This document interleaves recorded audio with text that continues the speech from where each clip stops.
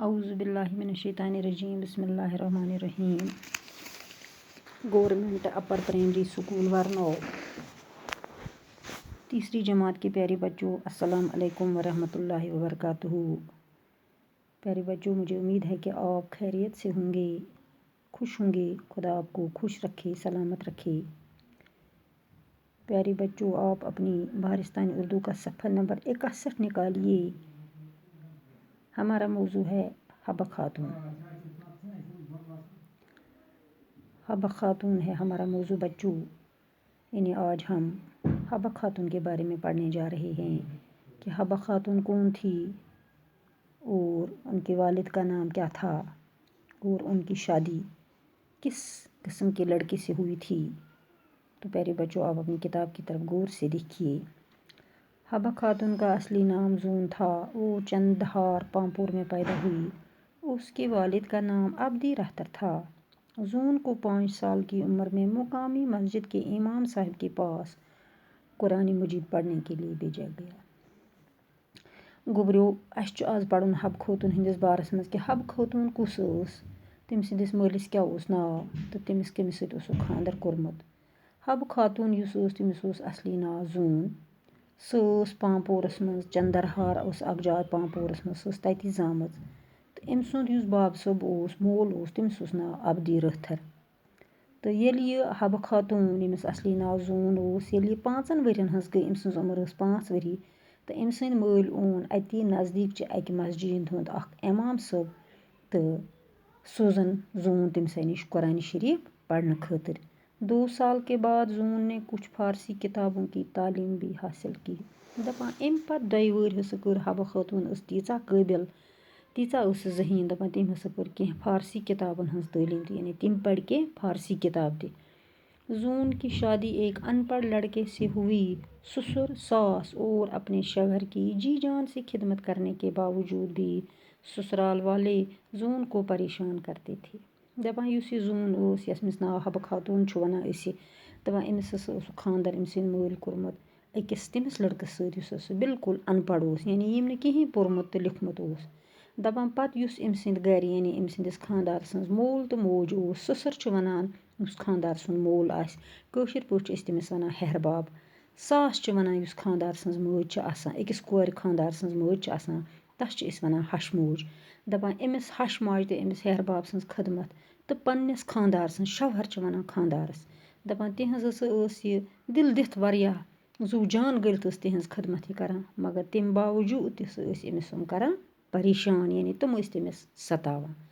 दुख के इन्हीं हालात में जून दर्द भरे अशार कहने लगी।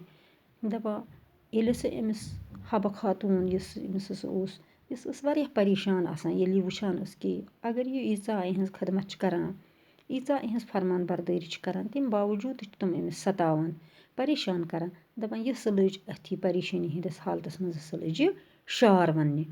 अल्लाह ताला ने जून को खूबसूरती के साथ साथ मीठी और पुरअसर आवाज़ भी अता की थी। दपान खुदा ताला अमिस हबा खातून युस जून यमिस नाव दपान यह खुदा ताला वारिया खूबसूरत बनोमुस। खूबसूरत गई गोबरियो यमिस वारिया शक्ल आस, युस वारिया खुशवन आस। दपान यह खुदायन वारिया खुश शकील बनोमुत, मगर अथ सत खुदा सबन मीठ आवाज़ पुरअसर आवाज़ अता कर्मस। यानी तुम ऊसो आजकल ते गोबरियो बोजान कि ये हबा खातून हुंद कलाम रेडियोस पे आसान या टीवीस पे आसान या कुन जाय कह महफिल आसान, वारिया मुदर तो मीठ आवाज़ तम सज आसान। यानी तम सद यम शार तम हसा इंसानस वारिया पुरअसर करान, यानी पुरअसर तम सद शार, यानी दिलस पे जल्दी तिहुंद असर गसान। दिल का बोझ हल्का करने के लिए जून अपने दर्द भरे अशार गाती थी। इस तरह उनकी शायरा होने की बात दूर दूर तक फैल गई। दपान यह क्या शार वनान, दपान ये परेशान अम सुन दिल वारिया परेशान गोमुत, अमिस बसान पन्निस दिलस पे वारिया बोझ हूँ, वारिया बार हूँ। दपान यह पत यम शार गेवान।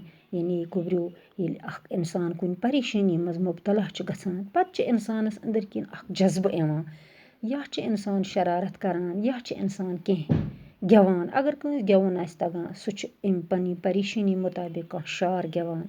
अगर कंस खुदा सबन सलाहियत आस थोमज कहीं ते توتہِ چھِ سُہ کُنہِ نَتہٕ کُنہِ طریٖقہٕ پنٛنہِ پریشٲنی ہُنٛد اِظہار کَران. یِتھَے پٲٹھۍ ٲس حبہٕ خاتوٗن ییٚلہِ یہِ واریاہ پریشان ٲس گژھان، ییٚلہِ أمِس سَتاوان ٲسۍ، دَپان یہِ ٲس پَتہٕ پنٛنہِ دِلُک یہِ بوج، پنٛنہِ دِلٕچ یہِ پریشٲنی دوٗر کَرنہٕ خٲطرٕ یِمَے شعر گٮ۪وان. دَپان یِتھ پٲٹھۍ ٲس سُہ پھہلیو أمۍ سُنٛد دوٗر دوٗر تک ہسا گوٚو یہِ کرٛیکھ کہِ حبہٕ خاتوٗن ہسا چھِ اکھ شاعرہ. زوٗن یہ اشعار لیکر پامپور کے صوفی بزرگ ख्वाजा मसूद रहमतुल्लाह अलैह के पास जाती थी. उन्होंने जून को हबा खातून नाम दिया और वो इसी नाम से मशहूर हुई. दपान युस यह हबा खातून ओस दपान युस यम शार हेथ गसान पामपोर अकिस बुजुर्गस निशन यमिस नाव ओस ख्वाजा मसूद रहमतुल्लाह अलैह. दपान तम हसा यम सातन अम सिंद यम शार वुच यम पुर असर तो मेच आवाज मज अम सिंद यम शार वुच दपान तम हसा थो अमिस नाव हबा खातून. दपान पत हसा गई सु अमी नाव सतन प्रथ जाय मशहूर, यानी तस नस ओस न पत जून वनान कहीं, तमिस सरी वनान अमी नाव सत याद करा हबा खातून. एक दिन उस वक्त के हुक्मरान यूसुफ शाह चक पामपोर के इलाके की सैर करने को निकले. उन्होंने हबा खातून की मीठी आवाज़ सुनी और वो उस पर फरिफ्ता हो गए. दपान अकि दो हस ओस युस अतुक पामपोरुक हुक्मरान ओस दपान यह स द्राव दपान युस अम वक्तुक हुक्मरान ओस, अम वक्तुक बादशाह ओस, हुक्मरान छ वनान बादशाहस. दपान युस अम वक्तुक बादशाह ओस अकि दो सु द्राव सु पामपोर की तम तान इलाकुक चक्कर करने सैल करने द्राव तथ इलाकस मज. दपान अथ हसा बोज अम हबा खातून हज यह मीठ आवाज यह अस यस कतान गेवान. दपान येली अम सज मीठ तो मदर आवाज अम बोज यह सु गो अमिस पेट फरिफ्ता, यानी यह सु गो अमिस आशिक, यानी सु गो तमिस देवान, आशिक बना तम सु. बाद में यूसुफ शाह चक ने हबा खातून के साथ निकाह किया और वो कश्मीर की मलिका बनी. दपान अम पत हसा कोर यूसुफ शाह चकन हबा खातून सत खानदर. निकाह छ वनान खानदर करनस. दपान तम हसा कोर तमिस सत निकाह, यानी सह बने तम सज खानदारी. तो तिथ पट बने सह कश्मीरच मलिका.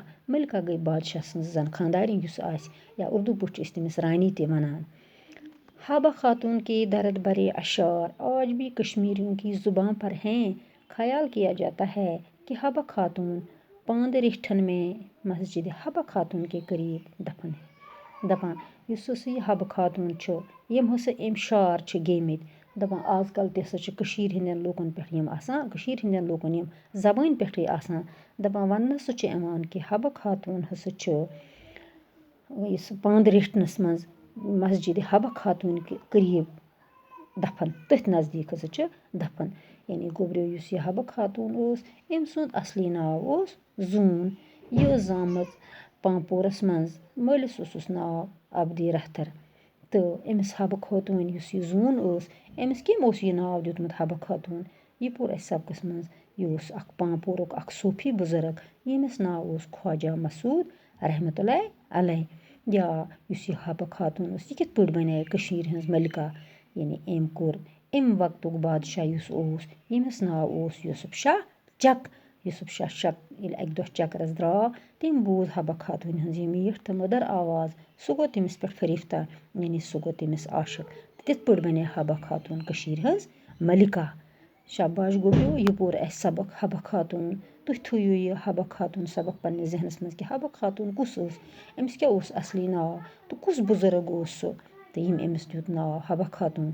क्या दितुन अमिस नाव हबा खातून, येल सु तमिस ब्रोह कन पन्न यम शार हेथ गई.